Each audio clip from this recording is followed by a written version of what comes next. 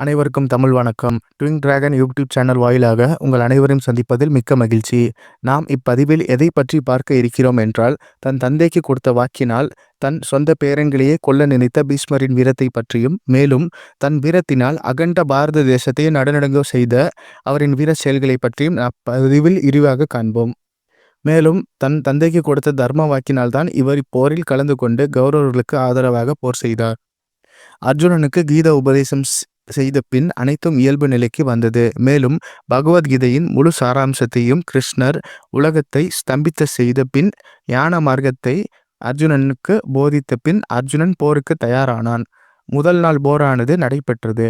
முதல் நாள் போரில் பாண்டவ படை தளபதியான திருஷ்டத்யும்னன் மற்றும் கௌரவ படை தளபதியான பீஷ்மர் வியூகத்தை அமைத்திருந்தார். அது என்ன வியூகம் என்று உங்களுக்கு தெரியுமா?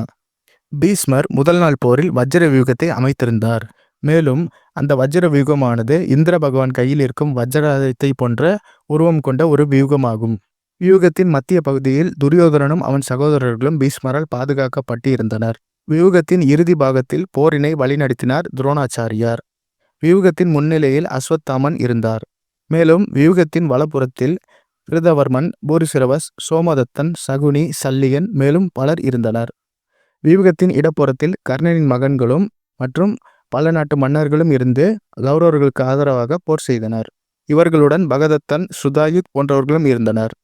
வியூகமானது பீஷ்மரால் உசித முறையில் அமைக்கப்பட்டு இருந்தது. பின்பு பாண்டவ பட தளபதியான திருஷ்டத்யும்னன் மண்டல வியூகத்தை அமைத்திருந்தார். மண்டல வியூகம் என்றால் வட்ட வடிவிலான பெரும் பலம் கொண்ட வியூகமாகும். அது வியூகத்தின் மத்திய பகுதியில் தர்மனும், முன்பகுதியில் அர்ஜுனனும், பின்புறமாக பீமனும், வலப்புறமாக நகுலனும், இடப்புறமாக சகாதேவனும் இருந்தனர்.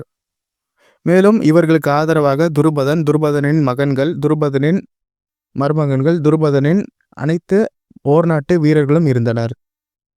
விராடன், அவர்களின் மகரான உத்திரனும் சுவேதனும் கூட இருந்தனர். துருபதனின் தம்பியான சாத்தியகி, சத்யஜித் அனைவரும் இருந்தனர். இவர்களுடன் யூதனனும் பலமுள்ள உத்தமௌஜனும் இருந்தார். போரானது அமைந்திருந்தது விரிவாக மற்றும் பெரிதாக இருந்தது.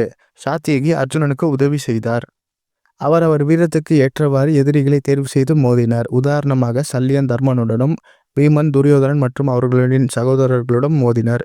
அர்ஜுனன் அஸ்வத்தாமனுடனும், நகுலன் சகுனியின் மகன்களுடனும், சகுனியானவன் சகாதேவனுடன் மோதினர். கிருபாச்சாரியார், துரோணாச்சாரியார் இருவரும் சேர்ந்து விராட மற்றும் துருபத மன்னனை எதிர்த்தனர். மற்றும் திருஷ்டத்யும்னன், சாத்தியகி அனைத்து நாட்டு மன்னர்களுடன் போர் செய்தனர். யுத்தத்தின் முதல் நாள் போரானது ஆரம்பித்துவிட்டது. இப்போது முதல் நாள் போரினில் பீஷ்மர் தன் பேரன்களுக்கு உதவி செய்தார். மேலும் எதிர்த்தரப்பு பேரன்களுக்கு எந்த உயிர் சேதமும் ஏற்படக்கூடாது என்பதற்காக நிதானமாகவும் பொறுமையாகவும் போர் செய்தார்.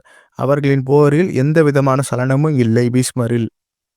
ஆனால் தன் கடமையை மீறக்கூடாது என்பதற்காக முதல் நாள் போரில் விராட மன்னனின் மகனான சுவேதனை கொன்றார். ஆனால் சுவேதனும் ஒரு மாவீரர் ஆவார். இவ்வாறு வீரமிக்க வீரர்களை விட்டு வைத்துவிட்டால் இவர்கள் பிறகு நம்மை அழித்து விடுவார்கள் என்ற நோக்கில் அவர்களை கொன்றார் பீஷ்மர். இவர்களை வெகு எளிதாகவே வெற்றி கொண்டார். பின்பு தன் தம்பியை கொன்ற பீஷ்மரை பழி தீர்க்க வேண்டும் என்பதற்காக யுத்தகளம் புகுந்தால் உத்திரன்.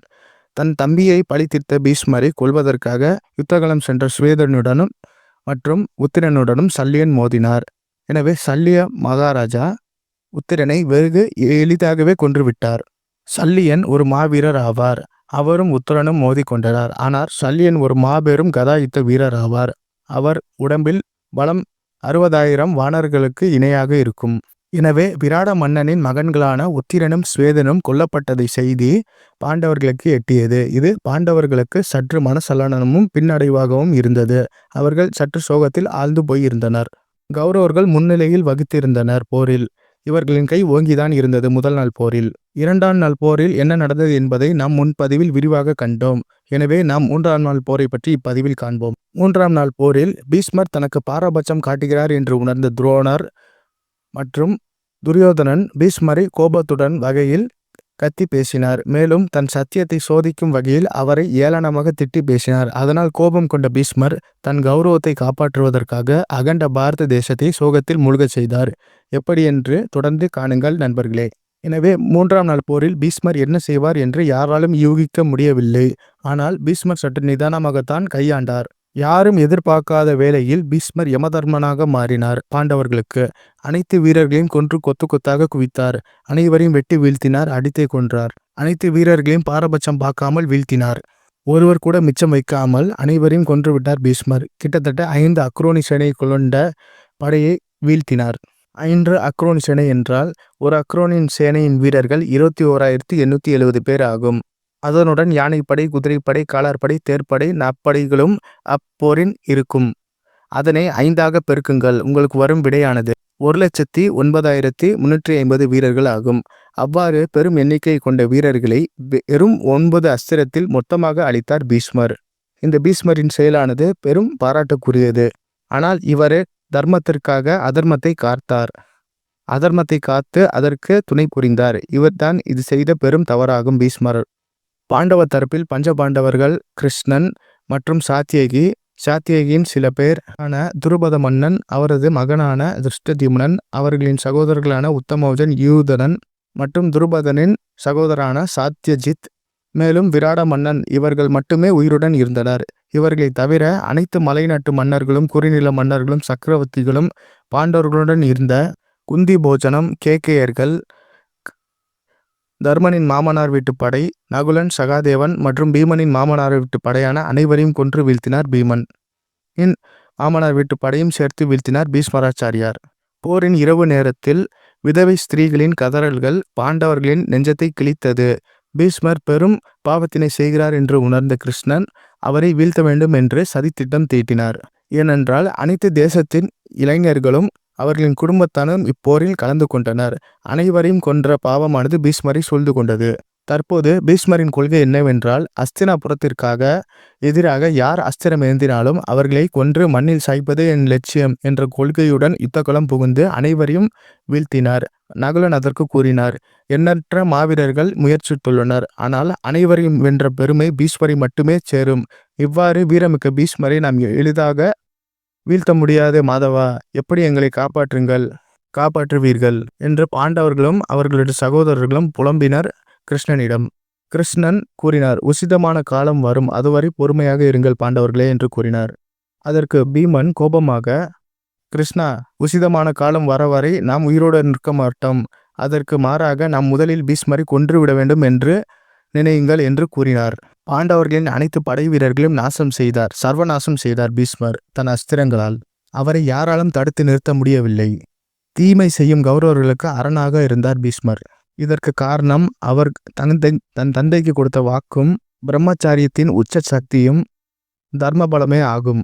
கிட்டத்தட்ட பாண்டவர்கள் தங்களின் படை எண்ணிக்கையை முழுமையாக இழந்தனர். பாண்டவர்கள் இறுதியாக ஆண்டவனை கும்பிட்டனர். ஆண்டவன்தான் நம்மளுக்கு காப்பாற்ற வேண்டும் என்பதற்காக. இவ்வாறு சோகத்துடன் 8ஆம் நாள் போரானது நிறைவு பெற்றது. மேலும் கௌரவர்களும் பாண்டவர்களும் என்னென்ன வியூகம் அமைத்தார் என்று உங்களுக்கு தெரியுமா? 3ஆம் நாள் போரில் கௌரவர்கள் கருமுக வியூகத்தை அமைத்திருந்தனர். அதாவது வில் போன்ற அமைப்பில் உள்ள வியூகமாகும் அது. மேலும் பாண்டவர்கள் அத்திர சந்திர வியூகத்தை அமைத்திருந்தனர். அதாவது பிறை வடிவிலான நிலா வியூகமாகும் அது. மேலும் கௌரவர்கள் 4ஆம் நாள் போரில் கூர்ம வியூகத்தை அமைந்திருந்தனர். கூர்மம் என்றால் உங்களுக்கே தெரியும், ஆமை வடிவிலான வியூகமாகும் அது. பாண்டவர்கள் மகர வியூகத்தை அமைத்திருந்தனர். மகரம் என்றால் முதலை போன்ற வியூகமாகும் அது. 5ஆம் நாள் போரில் கௌரவர்கள் ரத போன்ற வியூகத்தை அமைத்திருந்தனர். அதாவது சகட வியூகமாகும். பாண்டவர்கள் சியோனி வியூகத்தை அமைத்திருந்தனர். பரந்து வடிவிலான வியூகமாகும் அது. 6ஆம் நாள் போரில் பாண்டவர்கள் சுசிமுக வியூகத்தை அமைத்திருந்தனர். அதாவது கூர்மையான ஈட்டி போன்ற வியூகமாகும். கௌரவர்கள் பத்ம வியூகத்தை அமைந்திருந்தனர். தாமரை வடிவிலான வியூகமாகும். மேலும் 7ஆம் நாள் போரில் கௌரவர்கள் சப்த நாகத்தி வியூகத்தை அமைத்திருந்தனர். அதாவது 7 தலை கொண்ட பாம்பின் வியூகமாகும். சத்மா நாக வியூகமாகும் அது. பாண்டவர்கள் கருட வியூகத்தை அமைத்திருந்தனர். பெரும் கட்கு வடிவிலான வியூகமாகும் அது. 8ஆம் நாள் போரில் பீஷ்மர் வக்கிரமுக வியூகத்தை அமைத்திருந்தார். அதாவது 4 திசைகளையும் தாக்கவல்ல வியூகமாகும். 4 ஈட்டி கொண்ட வியூகமாகும் அது. மேலும் பாண்டவர்கள் சர்வேத யூகத்தை அமைத்திருந்தனர். 4 திசைகளையும் தாக்குதல் நடத்தும் பீஷ்மரிடம் நாம் தப்பிக்க வேண்டும் என்பதற்காக 4 திசைகளிலும் பாதுகாக்க அமைக்கப்பெற்ற ஒரு பெரும் பஞ்சவக்ர வியூகமாகும் அது. 4 திசைகளையும் பாதுகாக்க கொண்டு ஒரு திசையிலிருந்து நாம் தாக்குவது, அதாவது ஆகாய மார்க்கமாக, அதையே பஞ்சவக்ரம் என்று குறிப்பிடும் வியூகமாகும். எனவே 8 நாள் போரானது இனிதே முடிந்து விட்டது நண்பர்களே. மேலும் பீஷ்மரின் உக்கிரமான போர் தந்திரத்தையும் பலத்தையும் பற்றி நாம் இப்பதிவில் விரிவாக கண்டோம். அடுத்த பதிவில் கிருஷ்ணர் எவ்வாறு பீஷ்மரை எதிர்கொண்டால், மேலும் பஞ்ச பாண்டவர்கள் அனைவரும் ஒன்று கூடி எப்படி பீஷ்மரை தாக்கி அவரை போரில் வீழச் செய்தார் என்பதனை விரிவாக காண்போம் நண்பர்களே. மேலும் இது போன்ற மகாபாரத கதைகளை காண என் சேனலை சப்ஸ்கிரைப் செய்யுங்கள். கூட இருக்கும் பெல் பட்டனை பிரஸ் செய்யுங்கள். எனக்கு தொடர்ந்து ஆதரவு அளியுங்கள் நண்பர்களே. நன்றி, வணக்கம். ஓம் நம சிவாய. அனைவரும் நன்றாக இருக்க வேண்டும். ஓம் கிருஷ்ணாய நமக. ஓம் நாராயணாய நமக.